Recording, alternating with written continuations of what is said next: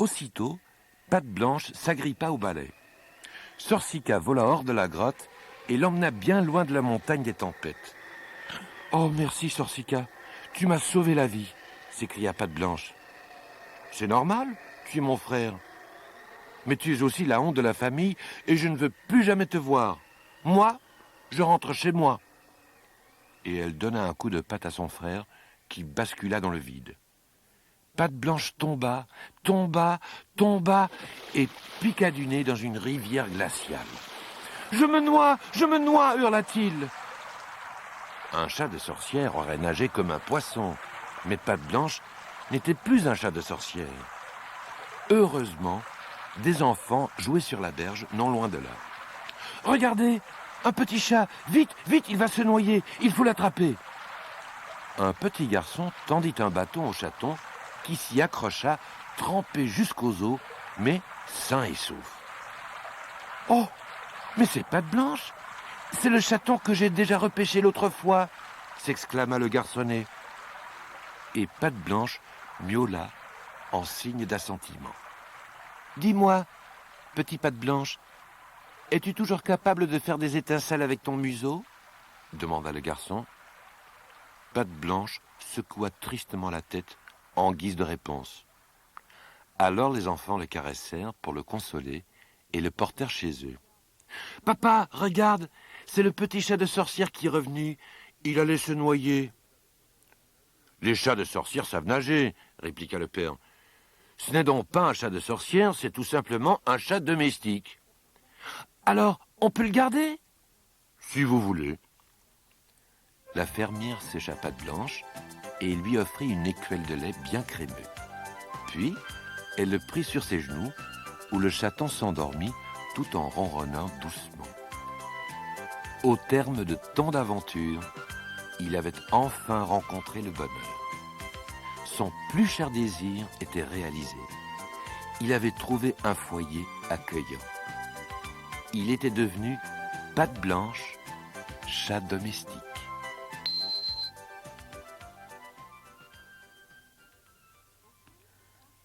Au pays des farfelus nus. Au pays des farfelus nus, les habitants sont rouges et bleus et les dames, comme les messieurs, ont un air très saugrenu. Au pays des farfelus nus, on mange des tartes au citron et les chats, c'est inattendu, ont pour chapeau des potirons. Au pays des farfelus nus, on boit du vin de pissenlit et dans le zoo, c'est bien connu, tous les animaux sont amis. Au pays des farfelus nus, les renards cruels se reposent en souriant, l'air ingénu, dans des boîtes de carton rose. Au pays des farfelus nus, voulez-vous me suivre un jour? Tous les enfants des alentours là-bas sont les bienvenus. Un ours pour Noël. Une veille de Noël, Éric le chasseur captura un ours blanc. Il le trouva si gros, si beau et si gentil qu'il décida d'en faire cadeau au roi de Danemark. Tous deux se mirent donc en route pour le palais. Mais, tandis qu'ils cheminaient dans la neige, la nuit tomba. « Il nous faut nous abriter du froid et de la nuit, » dit le chasseur à son ours. « J'aperçois justement une ferme. » Comme il frappait à la porte, Éric entendit une voix effrayée. « Pourquoi frappez-vous? Ce n'est pas votre habitude !» Et deux visages anxieux apparurent à la fenêtre. « Oh, pardon, » dit alors le fermier en ouvrant la porte. « Je vous prenais pour les terribles trolls, ces petits hommes qui commettent tant de méfaits. »« Des trolls? Non, nous cherchons seulement un abri pour passer la nuit. »« Alors, accompagnez-nous à la cave, » dit la fermière. « Nous allons, comme tous les ans, y passer le réveillon. Car chaque veille de Noël, d'affreux trolls descendent de la montagne pour s'installer chez nous. Ils dévorent nos provisions, boivent notre bière, cassent les meubles et la vaisselle, et, sans ôter leurs bottes, ils s'endorment sur notre lit. »« Alors c'est une chance que nous nous soyons arrêtés chez vous, » déclara Éric. « Je ne crois pas que vous aurez à vous réfugier à la cave ce Noël. » L'ours et le chasseur dînèrent avec les fermiers. Puis, Éric s'y fit un lit devant la cheminée et l'ours se blottit sous la table. Quant aux fermiers, ils montèrent se coucher, un peu inquiets. Au 12e coup de minuit, des éclats de rire stridents et d'horribles hurlements retentirent autour de la maison. « Fermier !» criaient les trolls. « Nous sommes venus chercher notre dîner de Noël. Entends-tu? Qu'y a-t-il à manger cette année? Si ce n'est pas bon, gare à toi !» Ils forcèrent la fenêtre et déboulèrent dans la salle. C'étaient les créatures les plus laides qu'Éric eût jamais vues. Ils ouvrirent les armoires et tous les tiroirs et avalèrent tout ce qui leur tombait sous la patte. Les œufs avec leurs coquilles, la viande crue, les gâteaux dans leurs moules et les friandises du sapin de Noël. Puis, ils burent de la bière jusqu'à en rouler par terre et se mirent à chanter à tue-tête. « Oh, regardez !» dit un troll qui était particulièrement ivre. « Il y a un amour de petit chat sous la table. »« Tiens, voilà pour toi, petit chat !» marmonna un autre troll en approchant une saucisse chaude du nez de l'ours. Gronda alors ce dernier en bondissant de dessous la table. Il attrapa le troll, ouvrit la porte et le jeta dans la neige.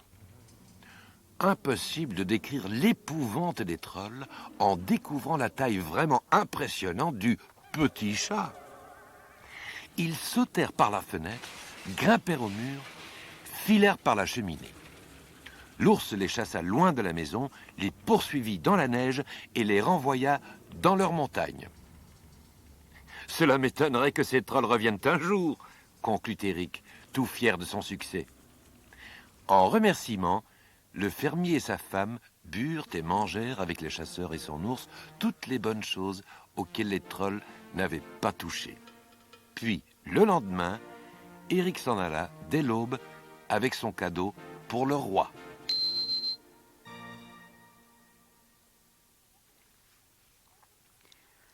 Les voisins bruyants. Dans une toute petite maison, coincée entre deux autres maisons semblables, vivait un homme bien malheureux. Son voisin de droite était réparateur de motos et son voisin de gauche, ou plutôt sa voisine, était professeur de musique. Chaque matin, l'homme était réveillé par les travaux du mécanicien, le vrombissement de la perceuse, les coups du marteau, le rugissement des moteurs. Puis, au moment où il commençait à s'y habituer quelque peu, les élèves du professeur de musique arrivaient et un drôle de concert s'élevait, composé du miaulement des violons, du tintamarre du piano, des braillements des trompettes et des notes stridentes de la flûte. C'était comme si les notes allaient briser tous les carreaux de sa maison. Le pauvre homme avait tout essayé pour ne plus entendre ce vacarme. Il s'était bouché les oreilles. Il s'était mis la tête sous un oreiller. Il avait même tenté de s'enfermer dans un placard. En vain. Les moteurs continuaient à ronfler et la musique à résonner dans sa tête. « Cela ne peut plus durer », pensa-t-il un jour. Mais il n'arrivait même plus à s'entendre penser. Aussi le cria-t-il très fort. « Cela ne peut plus durer !» Il se rendit aussitôt chez son voisin le mécanicien et lui offrit de l'argent pour qu'il vende sa maison et déménage. Le mécanicien se gratta le crâne en hésitant, mais il n'avait encore jamais gagné autant avec ses motos et il promit de déménager le lendemain. Tout content de ce succès, notre homme alla trouver le professeur de musique. Il lui offrit tout l'argent qui lui restait, à condition qu'elle s'en aille. Imaginant déjà tous les nouveaux instruments qu'elle pourrait s'acheter, celle-ci accepta immédiatement et promit de déménager sans faute le jour suivant. L'homme rentra chez lui très satisfait. Au matin, il offrit au professeur de musique de l'aider à déménager. « J'espère que la nouvelle maison que vous avez trouvée est agréable, » lui demanda-t-il. « Oh oui, » répondit le professeur, « j'ai vraiment beaucoup de chance. » Figurez-vous que votre voisin, le mécanicien, cherchait lui aussi à déménager. Aussi avons-nous décidé de faire l'échange. Je vais m'installer chez lui et lui vient habiter chez moi. Le lion et le paon. Il était une fois un lion et un paon qui étaient de très bons amis. Ils n'aimaient rien tant que se rencontrer les après-midi d'été dans une clairière pour manger ensemble. Un jour, le lion dévorait à belles dents un énorme morceau de viande quand il s'aperçut que son ami creusait des trous dans le sol pour enterrer des noyaux de prunes. « Que fais-tu donc là ?» s'étonna le lion. « Tu perds ton temps. » Or, le paon était orgueilleux. Il croyait savoir tout mieux que personne. « Ce que tu peux être bête !» s'écria-t-il. « Tu es bien le seul animal de la forêt à ignorer que si l'on plante des noyaux de prunes, on fait pousser des arbres qui donnent ensuite de beaux fruits bien juteux. » Le lion était très vexé. « Je vais lui prouver que je ne suis pas si bête que cela, » se dit-il. Et il enterra soigneusement les os de son morceau de viande. Quelques semaines plus tard, les deux amis se retrouvèrent au même endroit pour déjeuner. Le paon était tout content parce que les noyaux de prunes avaient commencé à germer. En revanche, le lion eut beau gratter le sol avec ardeur, les os n'avaient pas poussé. « Décidément, tu es encore plus bête que je ne le croyais, » déclara le paon. « Tout le monde sait, dans la forêt, que les os ne poussent pas. » Le temps passa encore, et quand les deux amis se rencontrèrent une nouvelle fois dans la clairière, celle-ci était garnie de pruniers, tout chargés de superbes fruits. Le paon criait de plaisir et faisait la roue, mais le lion était fort marri. Les os n'avaient toujours pas poussé, et justement, il n'avait plus rien à manger. Après s'être bien régalé de prunes, le paon remarqua fièrement: « C'est dommage que tu sois moins intelligent que moi, car moi, j'ai toujours de quoi manger. » Mais l'oiseau aurait dû savoir que l'orgueil est un vilain défaut. Le lion, qui en avait assez d'être traité avec autant de mépris, bondit sur lui et n'en fit qu'une bouchée. Le pipeau de Virgile. Un jour, Virgile, le vieux trappeur, entra dans l'unique magasin du village en criant bien fort qu'il était le plus malin de tous les chasseurs du pays. « Vous allez voir ce que vous allez voir. J'ai trouvé le moyen d'attraper à coup sûr tous les animaux de la montagne, » annonça-t-il en gesticulant. « Aurais-tu un nouveau fusil ?» demanda quelqu'un. « Mais non, c'est bien plus simple que cela, » expliqua Virgile. « J'ai pris un morceau de bois et je m'y suis taillé un pipeau avec mon canif. » Tout le monde se mit à se gausser de lui en l'imaginant seul dans la montagne, jouant du pipeau pour les animaux sauvages. Mais le vieux leur lança un regard plein de défis. « En soufflant dans mon pipeau, insista-t-il, je puis imiter n'importe quel cri d'animal. Celui du cerf, du raton laveur, du putois. Vantard !» cria quelqu'un. Vexé, Virgile sortit en bougonnant, son vieux fusil dans une main, son pipeau dans l'autre, et s'en alla vers la montagne. Arrivé dans la forêt, il souffla dans son pipeau en imitant le cri du cerf. Aussitôt, un jeune cerf l'entendit et apparut. Pan ! Virgile tira, mais il le manqua. Il n'était pas un bon tireur et, comble de malchance, son fusil s'était enrayé. Mais le cerf, qui s'était vite enfui, épouvanté, n'était pas le seul animal de la montagne à avoir entendu le pipeau de Virgile. Un énorme chat sauvage s'était réveillé et se léchait déjà les babines à l'idée de dévorer un cerf bien dodu. Il suivit la direction d'où était venu le son et ne trouva que le vieux Virgile. Mais il se consola en pensant que celui-ci lui fournirait tout de même un excellent repas. À la vue de l'animal, Virgile souffla dans son pipeau pour imiter le rugissement du puma. Le chat sauvage eut affreusement peur et détala aussi vite que si un vrai puma l'avait poursuivi. Mais le chat sauvage n'était pas le seul animal de la montagne à avoir entendu le prétendu rugissement du puma. Une femelle puma accourut, pensant que son compagnon l'appelait. Elle ne vit que le vieux Virgile, mais elle se dit que le vieil homme lui suffirait pour son dîner. Vite, Virgile souffla dans son pipeau en imitant le grognement de l'ours gris. La femelle puma fut si effrayée qu'elle disparut comme si elle avait vraiment vu un ours gris. Mais la femelle du puma n'était pas le seul animal de la montagne à avoir entendu le prétendu grognement de l'ours. Un grand ours gris, solitaire, cherchait à rencontrer une ours qui lui tiendrait compagnie. Il descendit de la montagne vers l'endroit où s'était produit le grognement. En découvrant le vieux Virgile, il s'approcha pour le dévorer.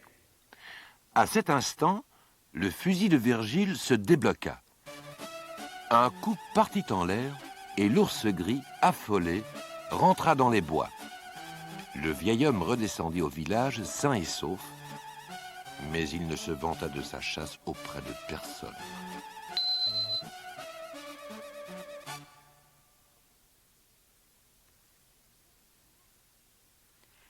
Le géant égoïste. En ce temps-là, le château qui se dressait au beau milieu du village était inhabité. Après la classe, les écoliers avaient pris l'habitude de venir s'ébattre dans le grand jardin qui l'entourait. Ils se roulaient dans l'herbe haute, se cachaient derrière les massifs de fleurs et grimpaient aux arbres. Mais un jour, alors qu'ils jouaient à cache-cache, ils entendirent tout à coup tonner une terrible voix. « Que faites-vous dans mon jardin ?» C'était la voix d'un géant. Il était si en colère que les enfants n'osaient même plus sortir de leur cachette.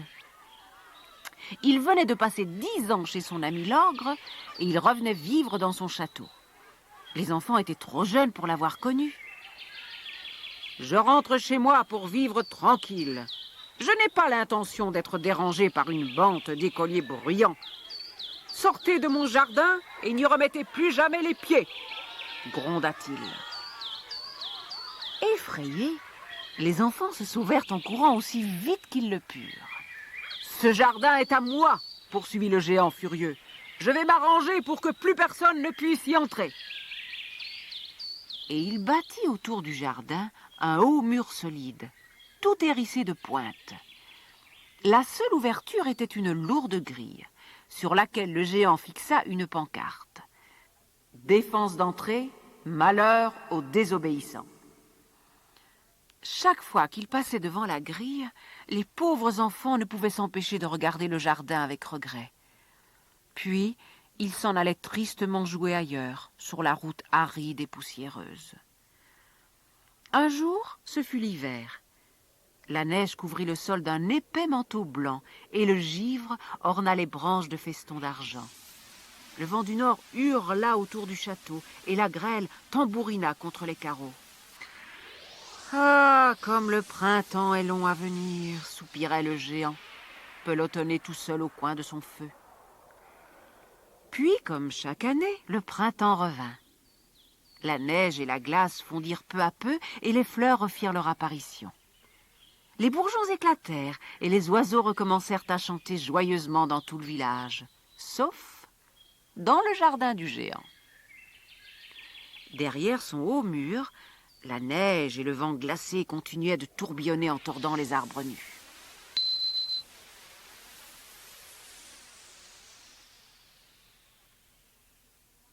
Le printemps a refusé d'entrer dans ce jardin, soufflait le mauvais temps. Je vais m'y installer et n'en bougerai plus. Le géant, lui, se désolait de ce que le printemps ne voulut pas entrer chez lui. Mais il était trop solitaire et trop égoïste pour sortir de son jardin à la rencontre des beaux jours.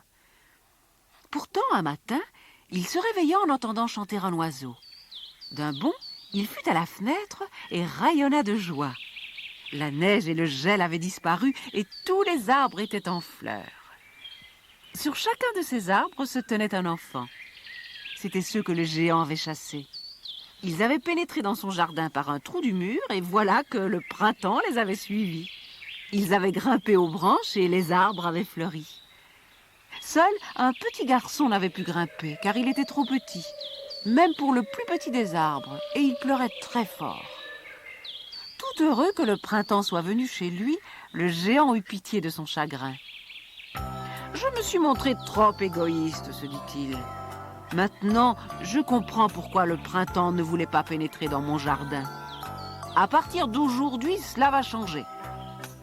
J'abattrai le mur et j'inviterai tous les enfants à venir jouer chez moi. Pour commencer, je vais aider ce petit garçon à grimper tout en haut d'un arbre. » Aussitôt dit, aussitôt fait. Le géant quitta sa fenêtre et sortit dans le jardin. Mais lorsque les enfants l'aperçurent, ils furent si effrayés qu'ils s'enfuirent tous. Le seul à rester fut le petit garçon. Il pleurait tant qu'il ne vit pas le géant s'approcher.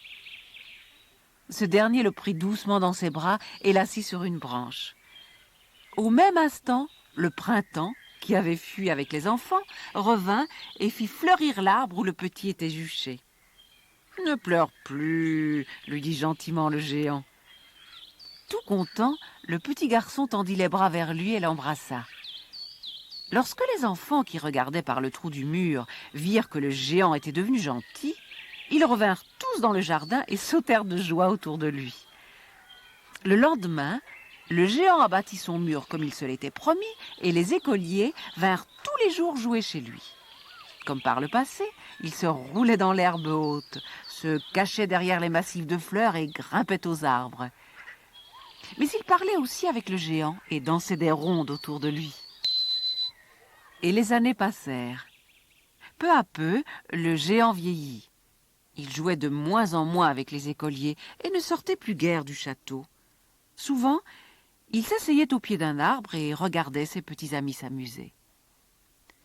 Un après-midi d'hiver, le géant était seul dans son château et le jardin était désert, car tous les écoliers étaient en classe. La neige recouvrait l'herbe haute et pas une feuille ne pendait aux arbres. Il regardait tristement par la fenêtre lorsqu'il vit son préféré, redevenu le petit garçon qu'il avait jadis hissé dans un arbre, lui faire signe. Oubliant qu'il était vieux et fatigué et que le petit garçon était devenu un homme, le géant se précipita dans le jardin sans même songer à enlever ses pantoufles. Il courut vers son ami et vit qu'un arbre, un seul, s'était couvert de fleurs malgré l'hiver. Celui sur lequel il avait aidé son favori à grimper autrefois. Alors, il s'assit par terre près de l'enfant, croyant que le printemps était revenu, et il s'endormit. À la sortie de l'école, quand les petits vinrent jouer dans le jardin, ils trouvèrent le géant couché au pied d'un arbre et enfoui sous les pétales de fleurs. Le vieux géant était bien mort. Mais les enfants, après l'avoir beaucoup pleuré, continuèrent à s'ébattre dans le merveilleux jardin qu'il leur avait donné et n'oublièrent jamais leur ami.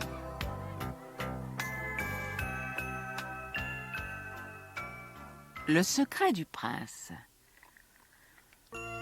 Dans une modeste chaumière, au cœur de la forêt, vivait un forgeron avec ses 3 filles. Toutes 3 étaient fort jolies, mais elles ne se ressemblaient pas. Miranda, l'aînée, avait la chevelure brune et le teint pâle. Claire, la deuxième, resplendissait sous ses boucles blondes. Et la plus jeune, Aubépine, était rousse comme l'automne, avec des yeux bleus comme l'azur. Aubépine était aussi charmante que ses aînées, mais elle avait un petit défaut. Elle n'avait aucune mémoire.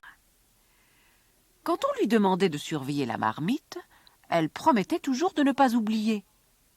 Mais 1 heure après, le ragoût était brûlé. La malheureuse essayait pourtant de se corriger et de se souvenir de ce qu'elle devait faire. Mais en vain. Un matin, un prince vint à passer par là. Apercevant les 3 jolies sœurs, il arrêta net sa monture. « Que vous êtes belles, demoiselles !» s'exclama-t-il. « Vraiment, on ne pourrait dire laquelle de vous 3 a le plus de grâce. » Il réfléchit un instant, puis reprit. « Jusqu'à présent, je n'ai pas trouvé d'épouse à mon goût. Et voilà qu'ils s'en présentent 3 d'un coup. Comment choisir? J'ai une idée. Je prendrai pour femme celle d'entre vous qui saura garder un secret. Les jeunes filles étaient rouges de timidité, mais aussi de plaisir. « Pouvez-vous conserver un secret ?» demanda le prince à Miranda. « Oui, je le crois, » répondit celle-ci. « Eh bien, nous allons voir. » Et il lui glissa quelques mots à l'oreille. « Ça alors !» s'écria Miranda. « Bien, dit le prince, je reviendrai dans 7 jours. Si d'ici là, vous avez bien protégé mon secret, vous serez ma femme. » Et il s'éloigna. À peine avait-il tourné le dos que Claire et Aubépine, tout excitées, questionnèrent leur sœur. « Allons, dis-nous ton secret. »« Non, c'est mon secret. » Cependant, au fil des jours, la jeune fille n'y tint plus. Elle brûlait d'envie de révéler ce fameux secret. « Tant pis, se dit-elle, je vais le souffler au puits. Ce sera comme si je le confiais à quelqu'un, mais cela restera tout de même un secret. » Elle fit comme elle pensait et se sentit soulagée. La semaine écoulée, le prince revint. « Alors, demoiselle, avez-vous gardé mon secret ?» demanda-t-il à Miranda. « Oh oui !» s'écria fièrement la jeune fille. Afin d'en avoir le cœur net, le jeune homme interrogea Claire et Aubépine. « Vous a-t-elle dévoilé mon secret ?»« Non, elle a refusé. » À ces mots, le prince tendit la main à l'aînée. « Eh bien, vous serez ma... »« Quoi, non, non, non !» coupa soudain une drôle de voix. C'était une grenouille, une petite grenouille qui sautillait très énervée. « Elle me l'a dit, coassait-elle. Miranda s'est penchée au-dessus du puits où je barbotais et elle a révélé... »« Quoi ?»« Qu'il y a un trou dans le talon de votre chaussette gauche, Majesté. C'est bien cela, n'est-ce pas ?»« Hélas, oui, » acquiesça le prince. « Dans ce cas, Miranda, je regrette, mais vous ne pouvez être ma femme. » S'avançant alors vers Claire, il lui demanda. « Et vous, pouvez-vous garder un secret ?»« Moi ? Je crois bien que oui. »« Eh bien, nous allons voir. » Il prononça quelques mots à l'oreille de Claire, puis ajouta « Si vous préservez ce secret pendant 1 semaine, vous serez princesse. » Dès que le prince fut parti, Miranda et Aubépine voulurent connaître le secret. Mais Claire refusa de dire quoi que ce soit. Cependant, plus le temps passait, plus il lui devenait difficile de garder le secret pour elle. Ah, si seulement elle avait pu le partager avec quelqu'un. Un jour, elle se décida. Tant pis, je vais le chuchoter dans le verger. Ce sera presque aussi bien que de le révéler à quelqu'un. Du moment que je puis le dire, cela me suffira. Je serai soulagée et malgré tout, personne ne le connaîtra. Elle s'enfuit donc dans le verger et au pied d'un arbre fruitier murmura ce qu'elle savait. Aussitôt, elle se sentit mieux. Le lendemain, le prince revint. « Alors, Claire, avez-vous bien gardé mon secret ?» s'enquit-il. « Oh oui, Majesté. » Miranda et Aubépine avouèrent qu'elles ne savaient rien. Claire n'avait pas parlé. Très satisfait, le prince reprit. « Alors, Claire, vous serez ma... » Non, entendit-on alors. C'était un essaim d'abeilles, et chacun des insectes tournoyait autour d'eux en bourdonnant.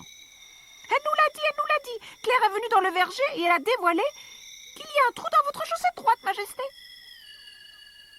« C'est bien cela, » reconnut le prince. « Claire, je suis absolument désolé, mais vous ne deviendrez pas ma femme. » Enfin, le prince se tourna vers la cadette. « Et vous, Aubépine, pouvez-vous garder un secret ?»« Je ne sais pas, » hésita-t-elle. « Eh bien, nous allons voir. » Et comme les autres fois, le prince prononça quelques mots à l'oreille de la jeune fille. Après son départ, Claire et Miranda tentèrent en vain de percer le mystère. Cependant, contrairement à ses sœurs, Aubépine n'avait aucune mémoire et quelques heures plus tard, elle avait déjà oublié le secret du prince. Elle en fut toute mariée, essaya inlassablement de s'en souvenir. Mais elle avait beau se creuser la tête, elle n'y parvenait pas. Lorsque le 7e jour arriva, le prince l'interrogea. « Alors, Aubépine, avez-vous gardé mon secret ?»« Hélas, non, je ne l'ai pas gardé. Je l'ai perdu. Oublié. » « Oublié !» s'exclama le prince. Il dévisagea la jeune fille, ses cheveux roux comme l'automne et ses yeux bleus comme l'azur. « Ce sera donc elle, pensa-t-il. Il prit les mains d'Aubépine et lui offrit « Voulez-vous m'épouser ?» La jeune fille accepta sans hésiter, car elle l'aimait depuis le premier jour. Peu de temps après, on fêta les noces du prince et de la fille du forgeron. Nul ne connut jamais le secret qu'il lui avait confié. Mais grâce à ce secret, tous deux vécurent heureux ensemble. Aubépine n'eut plus jamais à laver le sol, à filer la laine ou à surveiller la marmite. Mais elle continua à raccommoder elle-même les chaussettes de son époux. Car ce n'était plus un secret, le prince les trouait sans arrêt. Le premier ours du pôle Nord. Les premiers animaux qui vécurent sur Terre trouvaient tout à fait normal que le soleil brille tous les jours et que la planète soit couverte d'arbres et de fleurs. En fait, ils ne remarquaient même pas ces richesses prodiguées par Mère Nature. En revanche, ils se mirent à détailler avec beaucoup d'intérêt les représentants des autres espèces animales. Ils voulaient, naturellement, tous être les plus beaux et ils passaient une bonne partie de leur journée à se bichonner. Très vite, ils allèrent jusqu'à organiser des concours de beauté. Parfois, c'était le tigre qui gagnait, d'autres fois, c'était l'aigle, ou bien la coccinelle. Mais c'était toujours Madame Ours qui remportait le plus de prix. Madame Ours était toute blanche. Pas blanche comme la neige, mais en tout cas, plus blanche que tous les autres animaux blancs. Même si ceux-ci reconnaissaient à contre-cœur qu'elle était en effet la plus belle, ils ne s'en montraient pas moins secrètement jaloux. Mais il faut être honnête, admettait-il, elle mérite bien le premier prix. Et au moment de lui remettre sa récompense, il disait « Madame Ours, votre fourrure blanche est presque trop merveilleuse pour être vraie. » Madame Ours était tellement habituée à recevoir des compliments qu'elle devint fort vaniteuse. Elle passait ses journées à laver et à brosser sa robe pour la rendre plus blanche encore. Et bientôt, elle gagna tous les concours. Les autres animaux n'avaient une chance de l'emporter que lorsqu'il pleuvait. Ces jours-là, en effet, l'ours déclarait « Je préfère ne pas sortir, je risquerais de me salir. » À ces occasions, c'est la grenouille qui obtenait la première place. Madame Ours avait naturellement de nombreux admirateurs, lesquels tournaient toute la journée autour de la grotte dans laquelle elle habitait. Les phoques étaient ses supporters les plus fervents. Dès que l'ours se montrait, il gémissait « Oh, qu'elle est belle !» Ainsi, peu à peu, Madame Ours ne se soucia plus que de sa fourrure blanche. Elle entrait dans des colères terribles chaque fois que la moindre poussière s'y déposait. « Comment voulez-vous que je reste belle dans ce sale pays ?» grondait-elle. « Il fait tellement poussiéreux ici, je pense sérieusement à émigrer ailleurs. » Mais les phoques la suppliaient de rester. Or, Madame Ours était très flattée de les entendre et de recevoir des visiteurs des 4 coins du monde. De retour dans leur pays, ceux-ci mettaient tout en œuvre pour lui ressembler. Ils n'y arrivaient évidemment pas, puisque les animaux de chaque espèce possèdent un pelage bien caractéristique. Les uns sont bruns, d'autres noirs ou jaunes, ou encore tachetés. mais aucun d'entre eux n'est tout blanc. Peu à peu, ils abandonnèrent donc ces vaines tentatives, mais les curieux continuaient à affluer chez Madame Ours. Certains emportaient même leur pique-nique et passaient toute la journée devant l'entrée de la grotte. Finalement, l'ours en eut assez de toutes ces allées et venues. Elle trouvait que tous ces animaux amenaient vraiment trop de poussière et se montra fermement décidée à déménager.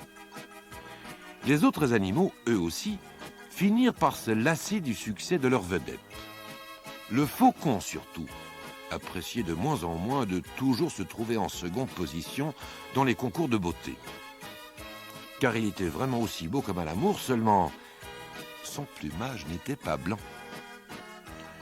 Si cet ours pouvait disparaître, je gagnerais sûrement à chaque coup, se disait-il. Un jour, il eut une idée et raconta à l'orgueilleuse: « Au cours d'un de mes voyages, je suis passé par un merveilleux pays. Les rochers y sont aussi clairs que du cristal, et le sol y est couvert d'un épais tapis blanc, sans la moindre poussière. Votre fourrure y resterait immaculée, et comme vous y seriez la première de votre espèce, les autres animaux vous choisiraient peut-être pour reine. Vous pensez vraiment que je pourrais être élue reine ? Demanda l'ours tenté. Et vous dites qu'ils ne connaissent ni boue ni poussière ? Non. Et les rochers y sont si brillants que vous pourriez vous y mirer. Voudriez-vous me dire quelle route je dois suivre pour me rendre dans ce beau paradis ? S'enquit alors Madame Ours. Je vais demander à la baleine si elle ne pourrait pas vous y emmener, répondit le faucon. Et le lendemain, ce fut le grand départ. Le faucon, qui était le seul à connaître le chemin, s'installa sur la tête de la baleine, et Madame Ours s'assit commodément sur son dos. Les phoques, qui ne voulaient pas quitter la belle ours, durent se contenter de la queue. Après quelques jours de voyage, tous arrivèrent au pôle Nord, le blanc pays où il n'y a que neige et glace. Depuis ce jour, Madame Ours passa toutes ses journées au sommet d'un iceberg. Elle s'y lavait et s'y brossait pour que sa fourrure devienne de plus en plus blanche. Et tous les phoques pâmés trouvaient qu'elle embellissait à vue d'œil. Le faucon, quant à lui, s'en revint raconter aux autres animaux que l'ours s'était définitivement installé au pôle Nord. La plupart d'entre eux reprirent espoir et le faucon lui-même se dit « Désormais, c'est moi le plus beau de tous les animaux. Me voilà enfin débarrassé de ma rivale. » Mais le premier concours de beauté organisé après le départ de l'ours fut remporté par une petite souris qui avait les plus jolies pattes roses du monde. Pendant ce temps, au pôle Nord, Madame Ours se prélassait dans la neige et songeait « Plus jamais je ne retournerai dans ce pays gris. » Et, comme elle était la première de son espèce à vivre dans cette contrée de glace, on l'appela désormais l'ours polaire.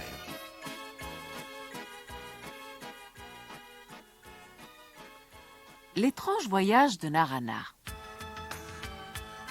Ce jour-là, il faisait un froid de loup quand Narana se mit en route.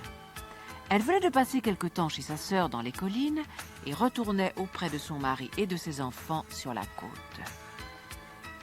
Narana marchait avec des raquettes, comme c'est la coutume en Laponie, parce que la neige recouvre le sol presque toute l'année.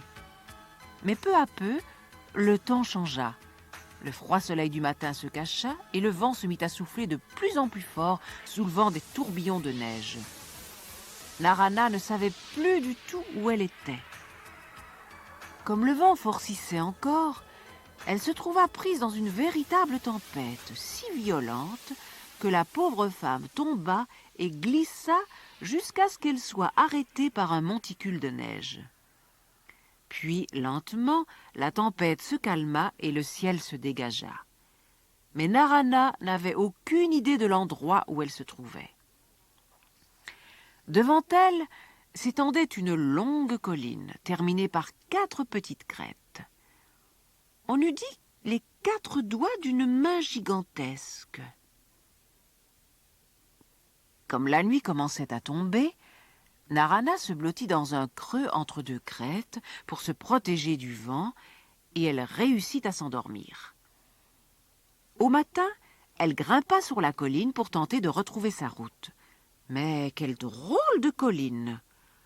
L'un de ses versants était couvert d'herbes noires et pointures, et l'autre laissait apparaître des stries bleues, semblables à des rivières souterraines.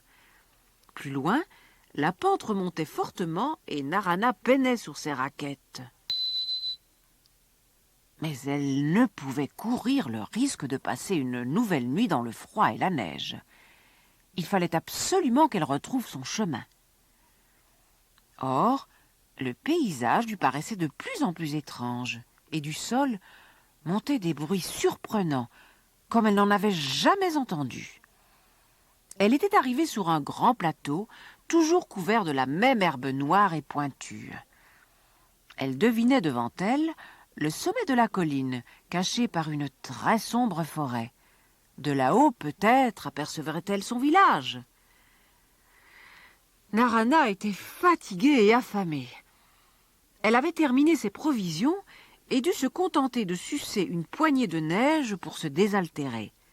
Patiemment, elle reprit sa marche vers la forêt, mais les bruits qui venaient du sol se faisaient plus forts.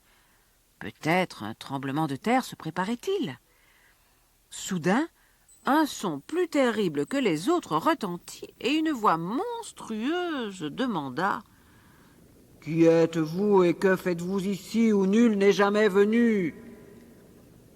Narana fut d'abord trop effrayée pour parler. Elle regarda autour d'elle et ne vit personne. Mais elle se força à répondre d'une voix tremblante. « Je suis Narana. J'étais en route vers mon village, mais je me suis perdue pendant la tempête. Et vous, qui êtes-vous? Un fantôme ?» « Non, je suis un géant, » gronda la voix, et le sol trembla à nouveau. « Je m'appelle Kinak et je vis dans cette plaine déserte, où je puis dormir sans écraser d'hommes, de maisons ou d'arbres. »« Mais où êtes-vous » demanda Narana, qui ne voyait toujours personne.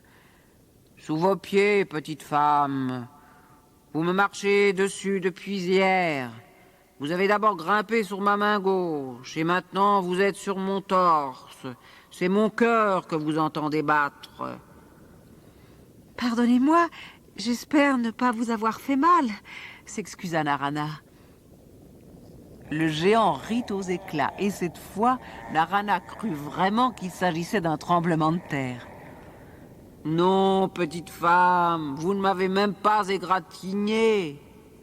J'ai parfois des ennuis quand un troupeau de rennes me court sur le ventre, mais vous êtes légère comme une plume. » Ce disant, le géant rit à nouveau, et Narana tomba la tête la première dans la neige. « La première fois que je vous ai senti, reprit le géant, vous étiez blotti entre mon pouce et mon index. Puis vous êtes monté sur ma main, le long de mon bras et sur mon estomac. Maintenant, vous êtes devant ma barbe, mais je ne vous vois plus, car si je lève la tête pour vous regarder, vous allez tomber. Voulez-vous grimper sur mon visage afin que je vous voie mieux, petite femme ?» Narana eut peur de se perdre dans la barbe du géant. Elle préféra longer son énorme cou et escalader son oreille. « À présent, courez vite jusqu'à mon nez, » conseilla Kinak. « Je ne voudrais pas vous avaler par mégarde. » Enfin, Narana parvint sur la joue du géant. Épuisée, elle s'assit et s'adossa contre son nez monstrueux. Mais elle dut lui demander de chuchoter. Car quand il parlait à haute voix, elle devait se boucher les oreilles. Le géant, ravi d'avoir de la visite, parla longuement avec Narana. Mais celle-ci pensait à son mari et à ses enfants, et bientôt elle dut se résoudre à mettre fin à l'entretien. « Kinak, dit-elle, il faut que je parte, ma famille va s'inquiéter. » Bien, bien, concéda le géant. Vous me manquerez, petite femme. Je me sens très seul ici. Enfin, je pourrais au moins m'étirer. Je n'ai pas bougé depuis hier, de peur de vous écraser. Merci, Kinak. Vous avez été très gentil.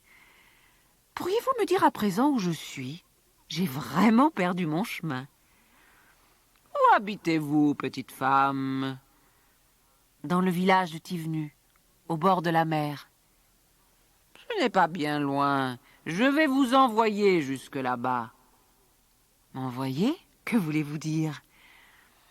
Montez sur ma lèvre inférieure et asseyez-vous en me tournant le dos, recommanda le géant.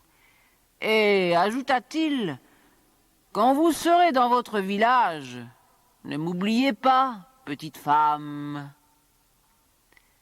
Narana obéit. Alors Kinak souffla tout doucement, aussi doucement qu'il le put, et Narana s'envola vers son village. Elle atterrit brutalement sur un gros tas de neige, à quelques mètres de sa maison. Au loin, elle entendait des bruits étranges, comme un roulement de tonnerre. On eût dit que le géant pleurait.